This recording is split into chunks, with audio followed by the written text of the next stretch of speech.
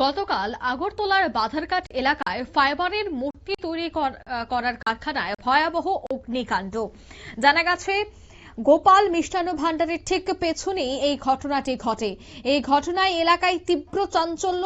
আগুন নিয়ন্ত্রণে ঘটনাস্থলে উপস্থিত হয় দমকল কর্মী। 4টে স্টেশনের দমকল বাহিনী আগুন নিয়ন্ত্রণে আনে। তবে আগরতলার মধ্যে বাধারঘাট স্থিত রাম ঠাকুর কলেজ সংলগ্ন এই এলাকায় মূর্তি তৈরির কারখানায় এই ভয়াবহ অগ্নিকাণ্ডকে কেন্দ্র করে কিন্তু মুহূর্তের মধ্যে চাঞ্চল্য ছড়িয়ে পড়ে। এই কারখানায় থাকা জিনিসপত্র পুরো ছাই হয়ে যায়। দমকল কর্মীরা এবং সেখানে উপস্থিত সংশ্লিষ্টদেরকে বক্তব্য শোনাবো পরপর।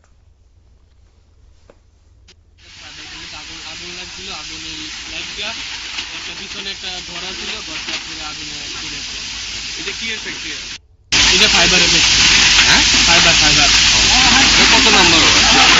কত নম্বর ওয়ার্ড? 33 নম্বর ওয়ার্ড। 33 নম্বর ওয়ার্ড।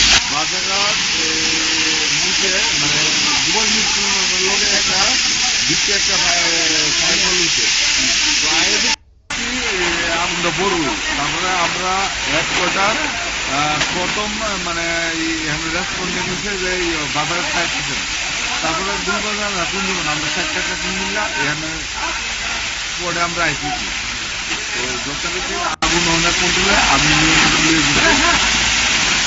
এখন অব্দি কটা ইঞ্জিন আছে ঘটনাস্থলে? 4টা ইঞ্জিন আছে। এখন কি আগুন নিয়ন্ত্রণে? হ্যাঁ।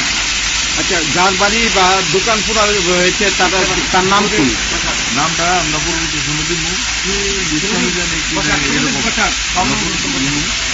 আমরা তো সেকেন্ড রেস্টুরেন্ট মানে সেকেন্ড থেকে আমরা একদিন করছি প্রথম হলো বাজারঘাট।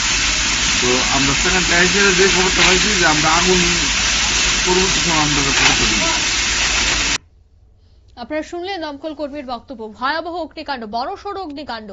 আর সেখানে প্রথমেই দেখা গেছে যে একটি দমকল ইঞ্জিন এলেও পরিস্থিতি নিয়ন্ত্রণে না এলে 4টি জায়গা থেকে দমকলের ইঞ্জিন আসে এবং আগুন নিয়ন্ত্রণে আনা সম্ভব হয়। মধ্যরাত পর্যন্ত চলে আগুন নেভানোর কাজ।